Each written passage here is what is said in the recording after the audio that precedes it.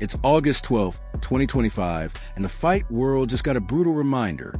When you taunt the wrong opponent, things can go south faster than you can blink. What started as a heated but evenly matched showdown quickly turned into a lead right hand. So into the second round then, this light heavyweight contest is scheduled for 4. The opening 3 minutes, what a right hand! And that could well conclude this contest right here in round number 2. A textbook case of instant regret. And it all happened in front of a roaring crowd that couldn't believe what they were seeing. The energy in the arena was electric. Cameras flashed, fans screamed, and the commentary team's voices were already running high before the fighters even touched gloves. Both competitors had a reputation for putting on a show, but one of them, in particular, This always sinks! And that's exactly what I said is... had a habit of showboating. Hands down, smirks between punches, little dances in the corner, you name it. The first round was a chess match. Crisp jabs, careful footwork, and a few strong body shots from both sides. But somewhere around the halfway mark of the round, you could see the shift in energy. The taunting but he's trying to be psychic with him. Same thing with Zambitas. Both these guys are very good. began. It started small, a little nod, a wave of the glove to say, "Come on, hit me." The crowd loved it, laughing and cheering, but seasoned fight fans know that's a dangerous game to play. By round 2, the showboating turned into full-blown mockery. The taunting fighter actually dropped their hands. Good right hand by Miranda to start that exchange. In the corner, it seemed as though Boutet's corner was a little more anxious. Completely stepped forward and dared their opponent to take a swing. It was the kind of moment that makes highlight reels, sometimes because the taunter gets away with it, and sometimes because they pay the ultimate price. And on this night, that price was steep.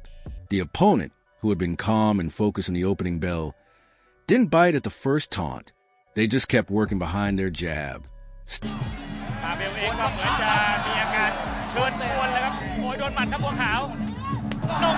Staying disciplined. But the more the taunting continued, the more you could see something brewing behind their eyes. Not anger exactly, but a cold, surgical focus. They were waiting for the perfect moment. It happened in an instant. The taunter came forward with their chin up, mocking again, pretending to be hurt by a light jab.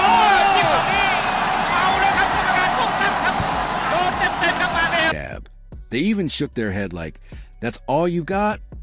But while the crowd was laughing, the opponent stepped in with a lightning-fast combination, a sharp left hook to draw the guard, followed by a perfectly timed right hand straight down the middle. It landed flush. The sound echoed through the arena. And he ducked again. Rightly getting stuck into this one. Catcher the kick, tries to sweep the leg. So if you hit on me... Like a gunshot, the taunter's smirk vanished mid-impact. Their legs buckled and they crumpled to the canvas. The crowd gasped, the commentators erupted, and just like that, all the dancing, all the mocking, it was over. The referee jumped in immediately. Oh, beautiful.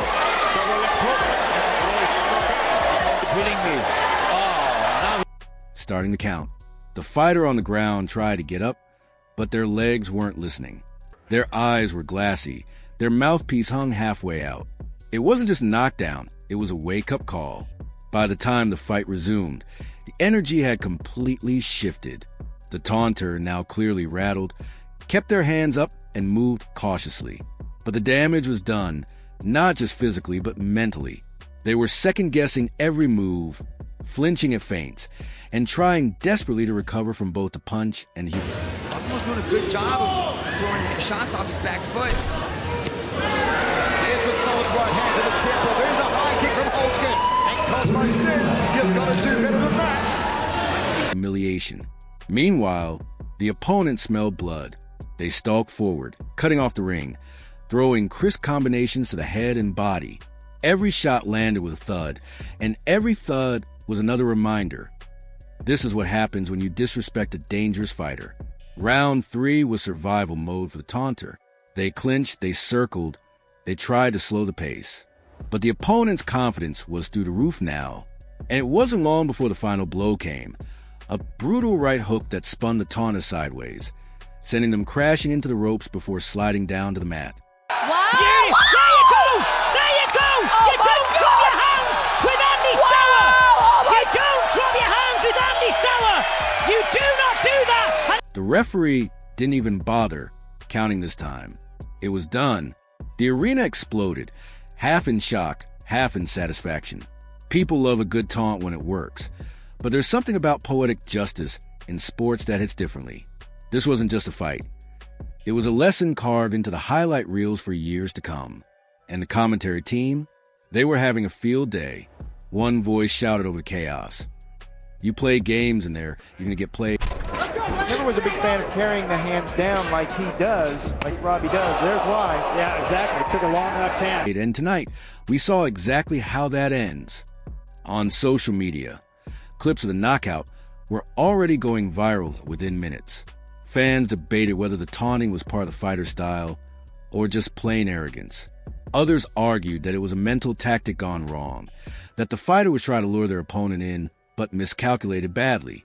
Whatever the theory, the result was the same, a devastating knockout that would be replayed over and over.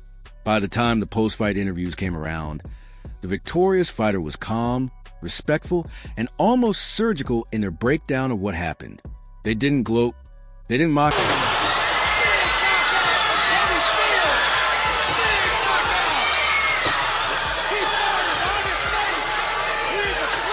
back.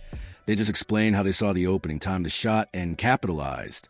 When you're in here, they said, you have to respect your opponent. If you don't, you'll get reminded real quick why you should. The losing fighter, still visibly shaken, admitted in their interview that they had underestimated their opponent's timing. They claimed it was part of their strategy to bait them in, but even they had to laugh nervously when asked if they regretted the showboating.